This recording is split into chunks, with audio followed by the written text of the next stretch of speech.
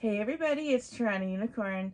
Oh, not that Tyranny Unicorn. This Tyranny Unicorn. This is a Tyranny Unicorn pillow that you can buy and you can have to snuggle and have pillow talk with all on your own.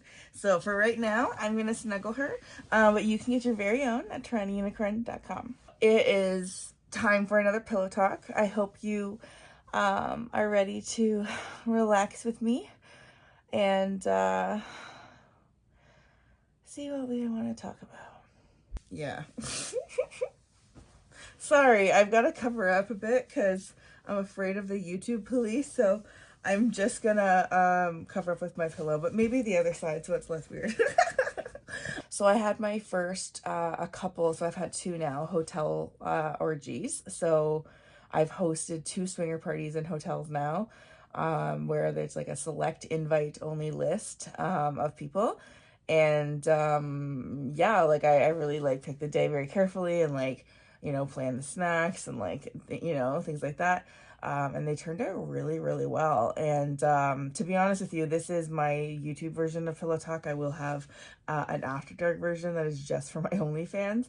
And that's where I will definitely get into way more sexual details because I am not allowed on YouTube to talk as vulgarly. I say that with like, like pride in a way, like I can't talk as freely on YouTube about sex. So I like to talk about juices and like smells and tastes and things, and like vivid detail. So, yeah, so you're gonna have to go to OnlyFans if you want to see me kind of unleashed.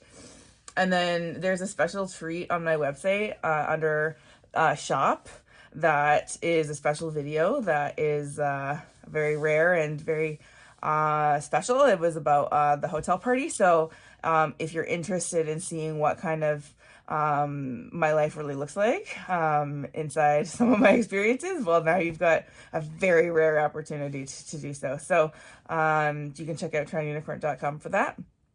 But yeah, so for the YouTube version, I will talk about my swinger parties and then I will talk about the like juices flowing and shit for my OnlyFans. So literally like everybody makes an effort to come to these things, which I really like because people are excited. Everybody is very carefully vetted. There is no one invited to these parties that I have not personally slept with. Sincerely, there's like a rule. I have to vet them all because as of right now, we're having the best experiences. We are having joyful, blissful, wake up the next day with smile on your face experiences, all of us. And we can't ruin that by adding the wrong energy, the wrong vibe to a group. The last thing we need is some girl coming in and causing drama or some guy coming in and like claiming a girl to fuck or something where it's not really the vibe like that. Like, so there is like a preciousness of the energies that we've collected so far. And so I'm trying to preserve that. And so there's like a rule. And then no one else comes in unless they come in through me, and I like sleep with them outside of the parties. And then if I like them and want to invite them to the parties, then I get consent from everybody in the group, and then they come. So we do have an OG4 and then an OG like 7 now, 6 or 7, of people who are the core foundation of this swinger network. Essentially, is what we're building with each other. Is a bunch of, for the most part, it's a bunch of independent single people, one couple so far, that play together in different formations, right? So I will play me and B and J can play with M, and then on another night, me and B and J can play with A. And like maybe another night A plays with B alone, right? Like it's just like crisscross. Like everybody can create where the energy flows naturally, like they can go in those directions. And so it's just so much less rigid than like couple swinging where there's like, well, what's your rules? And like, it's really confined, the sexual freedom. And then in the single world, the freedom is built in. We're all free.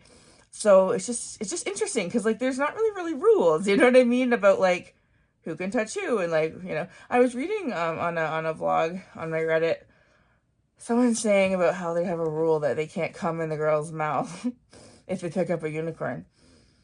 And I remember being in a couple and I remember feeling like that was sacred, or like something like that was so sacred and it would be upsetting to like see someone else do it. I understand these couples, I do. And I think that if it's important to them, they should absolutely mention it. But it makes it's just sex. Like, I want that to be like my slogan, like, relax, it's just sex. Like, it's just fluids flying into a hungry girl's mouth. What does it matter? What if that's what your husband wants to do? I guess I just like, I understand that everybody has boundaries and they can set their own. But when I see a couple come at me with a list of rules, even a short list of rules, I start to be a little like less interested, frankly, because I don't want to remember rules.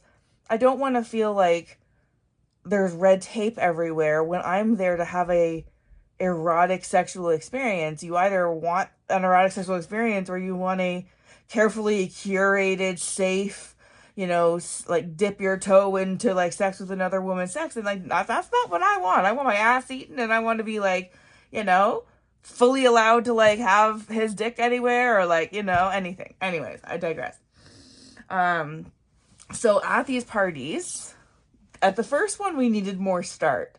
We needed like a spin the bottle to get started, where people kissed each other for the first round. And then when people got comfortable kissing, then we were like, okay, how about now you like suck on your favorite body part? And so for me, like, I like sucked on some girl's ass because I thought her ass was juicy. And then like, because like the bottle landed on her. And then people would like suck like a nipple or like, yeah, it was really fun. So that got us started. The second hotel party, no games needed. It was literally like in lingerie, kissing starts, things happen. I was just like, wow, this got started fast. It's just so comfortable because everybody knows everybody in the room. And for the most part, people have fucked everybody in the room already. So it's so comfortable. And I just feel like we're so like special and like lucky to have all of these great connections at the same time. Like, when is it the last time you had like multiple sexual partners that all aligned at the same time, you know? So for me, I'm just having the time of my life, and like the fact that I have a guy friend, which I've always had guy friends my whole life. I've always had male kind of best friends. So it doesn't surprise me that I have another male friend in a way that's like enduring, I think, because I do relate well with men, and this is like a sexual thing too. So it's like we can have really hot swinger sex together more than we could have alone. And so even if like we went our own ways, right? And so we're building these like giant human pyramids, the two of us. We're the OG 2, and then there's the OG 4, which is B and A added to us, me and Jay. And then there's like the couple.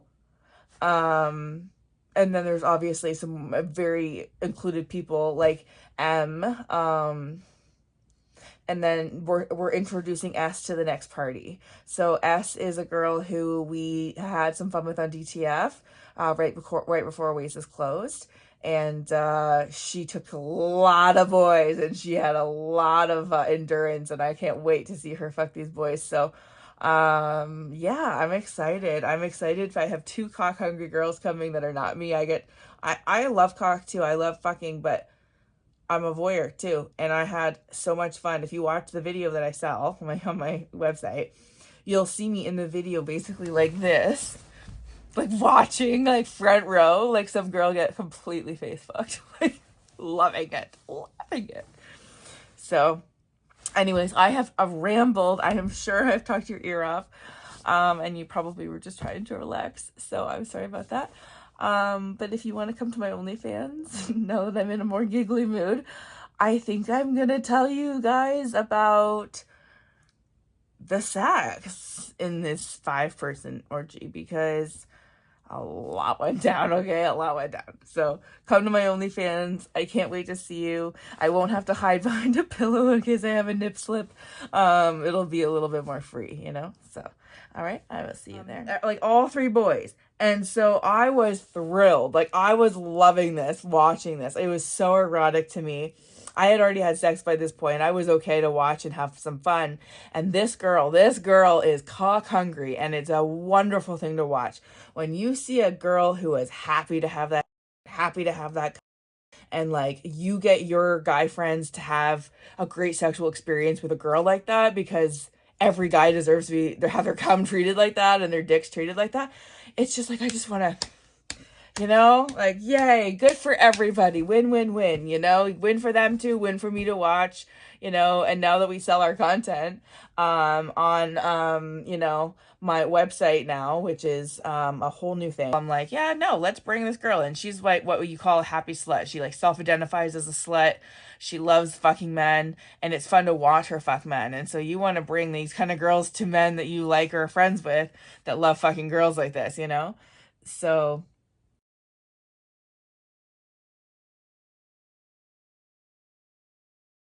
I think it's fascinating that when I watch sex, it doesn't occur to me to like play with my pussy. It would never be something I think I would just do, is reach down and touch my pussy. It's all mental. I'm experiencing it so much up here that it's like I forget about my vagina. It's funny. Because like DTF, I would go watch and like people would be like touching their dicks and stuff, and it's not like I'd be like fingering myself. Yeah, so anyways, this girl took the cum in the mouth, on the face. These guys were thrilled, right? I was like, yay, like great experience.